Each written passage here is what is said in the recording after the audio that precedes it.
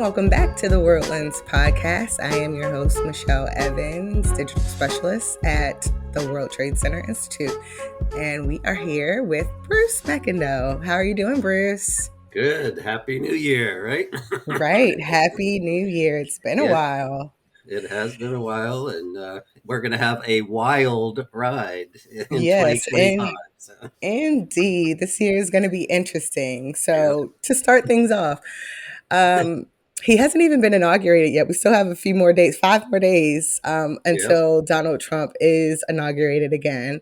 But he's already making headlines. So we're going to talk about how he wants to expand the American territory. Okay. Um, so there are a few places he's talked about acquiring so far. He's floated Canada, very bullish on renaming the Gulf of Mexico to the Gulf of America. But the one that's generated the most serious commentary is his interest in Greenland. Mhm. But before we get into that, how or if this is even possible, why Greenland of all places? Actually, it's a good place to start because it's, probably the most advantageous, quote unquote, land grab or negotiation that we could do. So there are many reasons why the U.S. would want to have more engagement and presence Hmm. with Greenland. I'm not going to say that we should go in there and take the territory. That's essentially what Putin's been doing with Russia, with Ukraine. So, Ukraine, yeah. but anyway, the first thing is, Greenland, when people look at it on a map, it looks huge, right? But that's a map projection problem, not actual landmass. But it is large, right? Hmm. The largest state in the United States is Alaska. Okay, so Greenland is about 1.25, 1.25, 1.3 times bigger than Alaska, right? Oh, okay. It's also the largest island in the world. Nice. Okay, so that's well, so size, but that's not the reason. The reason is location, location, location, right? So Yeah. in we have China, Russia, and others, but Russia and China and ourselves very acutely, looking at the Arctic Circle because as sea ice melts and that becomes a transit way for ships, it can significantly reduce the time to transport goods, for example, from China to here or from Hmm. Russia to there, and where they can cross through the northern, North Pole, the Arctic region, rather than going around the circumference of the world, right? Right. So huge from that strategic perspective. And I guess the last piece, which is not to be, I would say is probably the primary reason, is what is under the ground in Yes. Greenland. Yes. That's And what we're we talking want. about massive reserves of rare earth metals, which are critical Hmm. to the future of AI and, having, solar panels and all the good things that we do.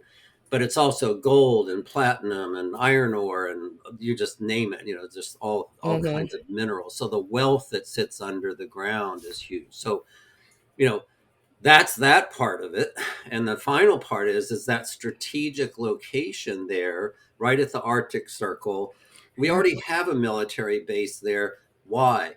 Because then if Russia launches a rocket toward us, a ballistic missile, nuclear warhead, whatever, we're going to see that very quickly and have early reaction to Hmm. that versus sitting on the other side and watching it come over when it makes it over the North Pole. So it's a strategic defense location as well. And then of course, as shipping traffic picks up and that kind of stuff, it'll be a major waterway to protect, right? So all those Yeah. reasons, that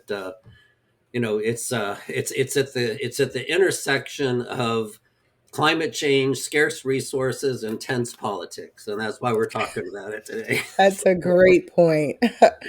um, so outgoing Secretary of State Anthony Blinken, Hmm. his name always trips me up, said that acquiring Greenland is not going to happen. But after some reading, it seems like there are actually some legal ways that we could go about doing it.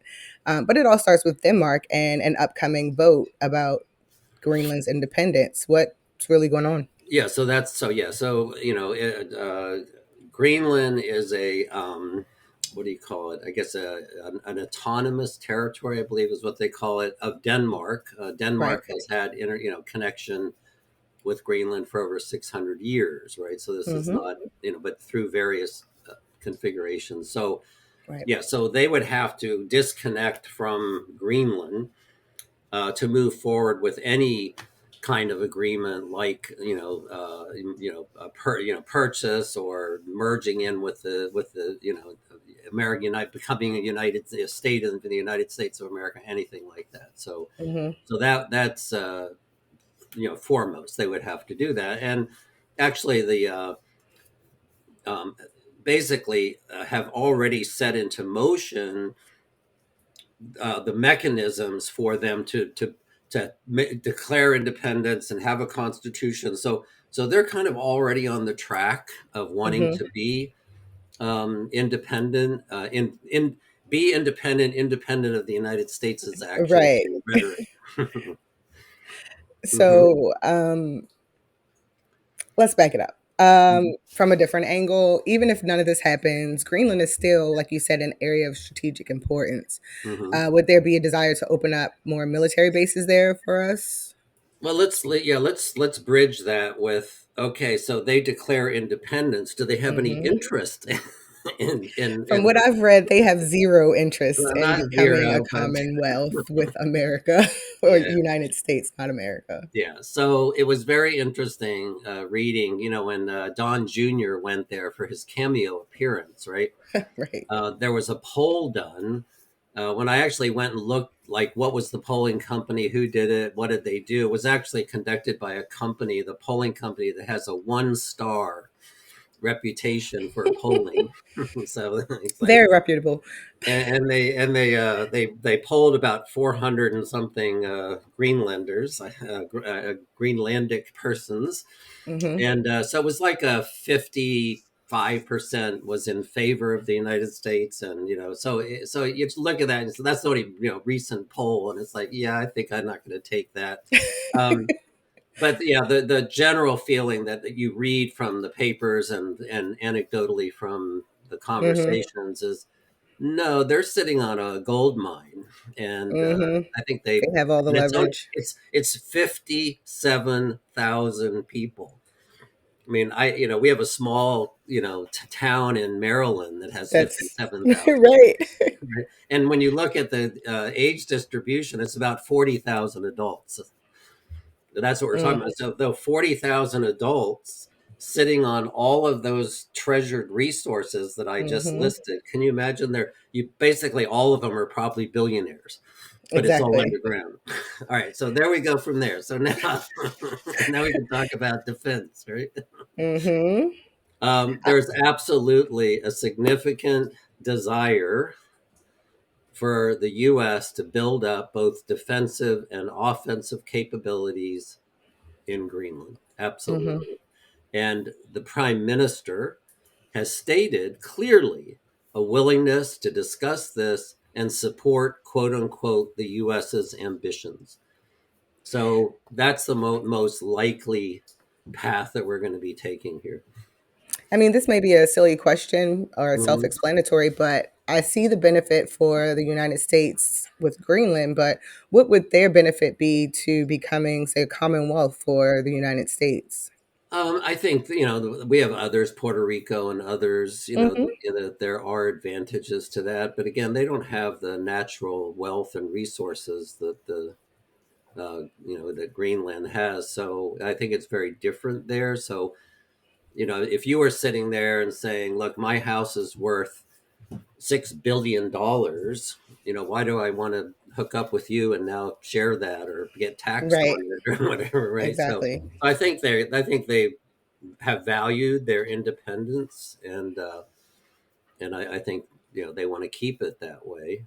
But the other part of it from defense is getting at all these resources, right? Hmm. So should we just pay for mining rights and support mining access to all valuable raw materials? I'll say this: that's what normal nations do, right? Emphasis on the word normal, huh? Yeah, and that's what China has been doing in Greenland, and this is the very frustrating part for a geopolitical, analyst like that I focus on, is that we've sat back for decades now and let China take the initiative in Latin America, take the initiative in Greenland, take initiative in Africa. And Hmm. so for a decade now, they I think their first high level it was in the mid 2000, 2005, 2006, something like that, was their first like high level delegation that went to talk to them about their minerals and mining and those kinds of things. And in the Hmm. decades since then, they now have joint ventures. They're have developed mining fields, those kinds of things, not without angst by the population, worried Hmm. about climate change and those kinds of things. But China has done that, right, and started that process a decade ago. We Mm. need to catch up. Yeah, it seems to always be the case. Um, so one of the other acquisitions that Trump spoke about is reclaiming the Panama Canal.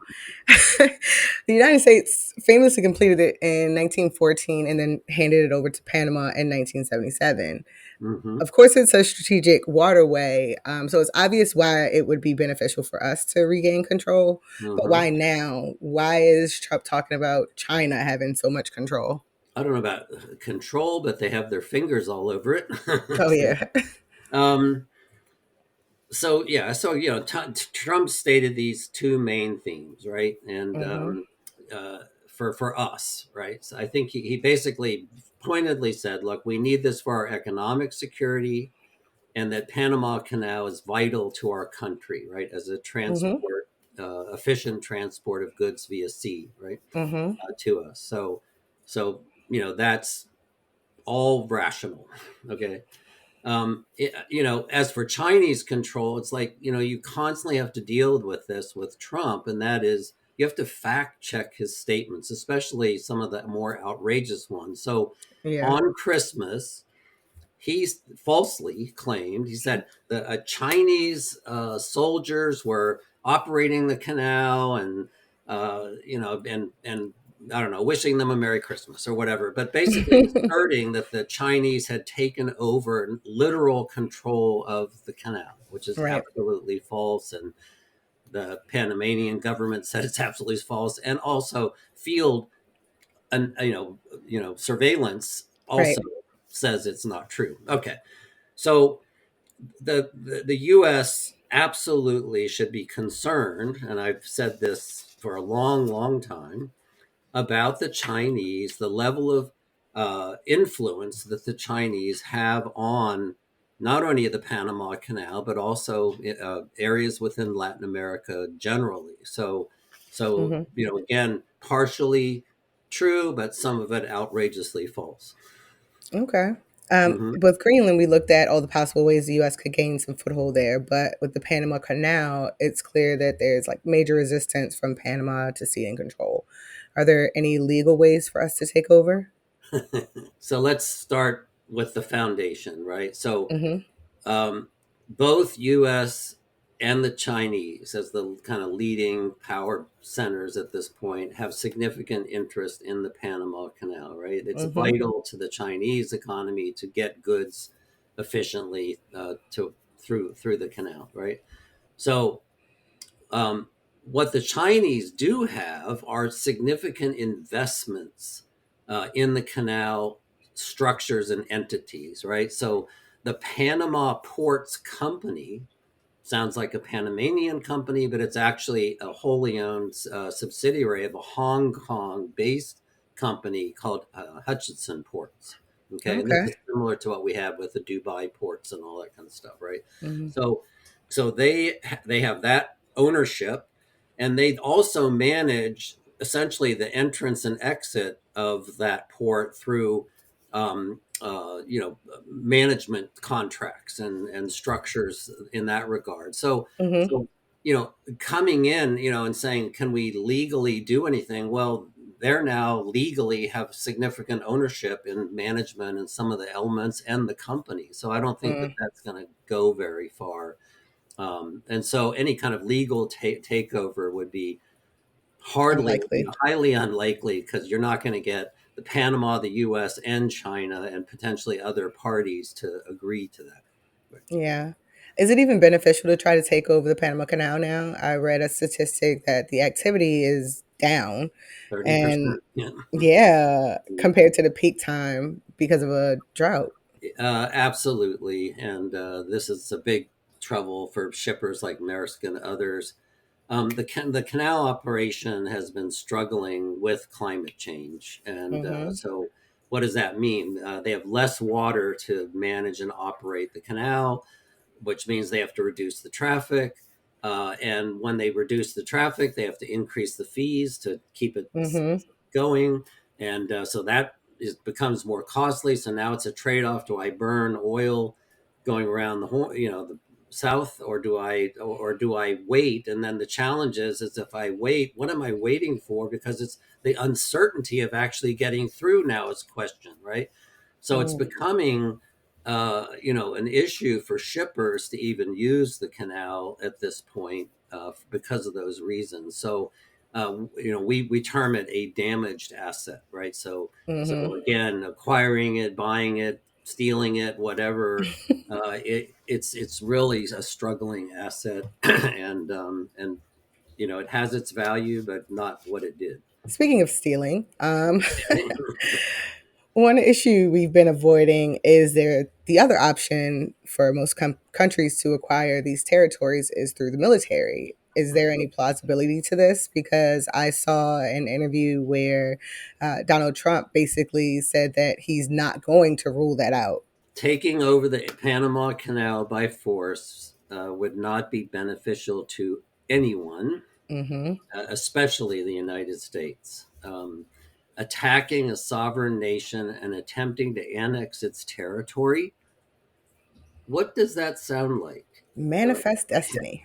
well, no, it sounds eerily like Russia And invading Ukraine. Ukraine, right? And Yeah. so the world has been beating the drum, saying no, that's not happening. It's like Hmm. you don't go invade a sovereign country and take their territory. And so us turning around and doing that, well, we can put all that away now, and now it's free for all. Who can elbow who and start stealing territory and resources. So it doesn't benefit anyone. The only plausible but again highly unlikely rationale would be, if China took that action themselves, Hmm. right? That we come in and muscle them from, pour money in there and muscle them out, they might take that action. Then if the Hmm. U.S. came to Panama's defense, right, and then negotiated a new, Panama Canal zone, I could see that as an endpoint, but I Okay. don't think China's going to play that card. So, I don't see that happening either. no. All right, Bruce, crystal ball time. Go ahead and dust it off. First one of the new year. All right. We should do Um, a wrap up of the crystal balls and see how we're doing. and see how we fared. I know that's a good point. All right. Um, so, discussing this because it's been all over the news, but is there Mm, any reality to any of this? He's coming into office with both houses of Congress behind him. hmm. Is there an appetite in the Republican Party for these ideas? Okay. There is no reality to any military takeovers. Okay. Mm-hmm. That's, you know, if you want my crystal ball, we can look at that year over year. Okay. Right. There's no appetite for that. But what Mm-hmm. we've learned from the prior Trump administration, right, for those 4 years, and then just his general behaviors and the way that he operates, Mm-hmm. Trump loves to make outrageous and provocative statements to grab Mm-hmm. global attention from the perch that he's in right now, and he basically gets people to do exactly what we're doing right now, Talk right? about it. Talk about it. So, and when he does these statements, when you parse through them, they're typically, set up what would be a really terrible outcome, like invading Greenland, right? Yeah. So if you think from a negotiation perspective, if I'm setting the bar up here, right, that this could be an invasion of your country, and then I Right. negotiate down from there, okay, we'll get somewhere else, right? So I think in this era of, or of, and then now into a new 4 years of the Trump administration and Trump world. I think we have to just learn to sit back and say, okay, that's what he's saying, and he's Mm-hmm. saying it for that reason, right? To get attention. People say focused on him. I'm going to be more. I'm going to say he wants to get attention on this topic. He wants to tell people it could be this bad, and now let's sit down and negotiate some better solution. And I think that's Mm-hmm. his mo, and I think we just got to get used to it. Yeah. So basically, treat him like you would treat a toddler. Well, you know, he's the great negotiator, right? I think this is just Mm-hmm. his style. That this is how he, and on an international stage, it's disconcerting because it's not Very. the norm, and getting everybody all when the most powerful nation on the planet with nuclear weapons up the wazoo says that they're going to take over, a sovereign nation. Mm-hmm. I think, yeah, 218 other countries and territories will start shaking in their boots, going, "What's going to happen? What's going on?" Right? So it's a Mm-hmm. scary thing, and that's on the negative side of this tactic and this rhetoric is it creates angst, it creates uncertainty, it Yeah. creates a destabilization in the global order, and we can have another conversation in another day about the world order and what's happening and what that might look like in the year and on, Mm-hmm. because that is very disconcerting. Yeah. Like you said, it's very on brand for how he operates. So I'm not surprised at that at all. Mhm. Um, but Bruce, thank you Yeah. for always coming at me with all the great tidbits. And Yeah, thank and you all I for want to throw listening. in just one thing at the end, just that to Hmm. step back from this. I've spent many, many years on looking at challenges around the U.S., and we're kind of like in that stage right now.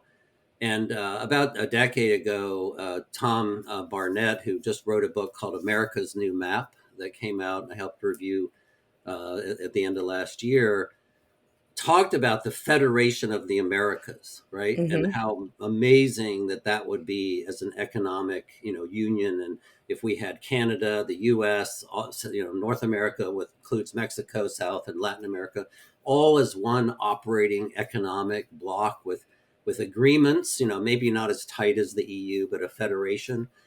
Hmm. It would be amazing. It'd be over a Yeah. billion people. We'd be on par with China and India. And then all the resources, all the wealth, the distribution of people, workers. If we have economic development in the South, people aren't going to migrate to the United States. They're in the Federation already, right? Right. So that's been proposed for a long time and supported by a lot of people. This is not wacky. The Hmm. approach is unorthodox and unsettling, but the end goal of having a union, a federation, that is working together holistically to our benefit. We have more water in the world. We'd have a continuous growing season from north to south. All these benefits, if we could Hmm. pull our act together. China sees it. They've been made inroads in Latin America. They've made inroads into the Panama Canal. They've made inroads into Cuba and Bahamas and other places. And Hmm. I think we have to get more serious about looking and saying, let's look at our neighbors and start working together and becoming a stronger uh, area, right? World. Yeah, there definitely has to be a certain caliber, character of person in power here for something like that to work. Um, Or Hopefully, it born can out of happen in the necessity. future. So, Exactly. all right. That's a Anyway, great point. that's food for thought. I appreciate that. That was really good. But thank you all for listening. Until next week, be sure to check out WTCI.org for more information and follow us on all social channels at WTC Institute.